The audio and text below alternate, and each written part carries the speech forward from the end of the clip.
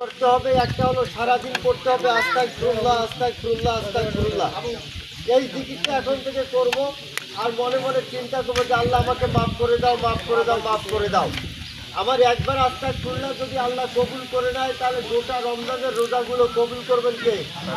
এই জন্য আজ থেকে একটাই জিকির চলতে থাকবে। সেই জিকিরটা কি?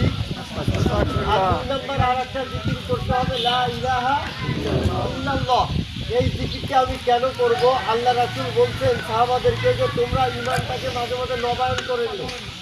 যেমন ধরেন যে আমি গাড়ি চালাই, আমার ড্রাইভিং লাইসেন্স মাঝে মাঝে নবায়ন করা লাগে। ঔষধের ব্যবসা করি, আমার ড্রাইভ লাইসেন্স মাঝে মাঝে নবায়ন করা লাগে। তা আমি যে ঈমানদার, আমার ঈমানটাও মাঝে মাঝে নবায়ন করতে হয়। আল্লাহ রাসূল বলতেছেন, সাহাবারা বলল যে ঈমান আমার কেমনে নবায়ন করব?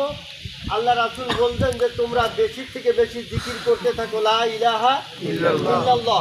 তাহলে আজ থেকে যদি আমরা এই জিকিরটা সবসময় করি, লা ইলাহা ইল্লাল্লাহ, তাহলে আল্লাহ আমার ঈমানটাকে ফিরিয়ে দিবেন।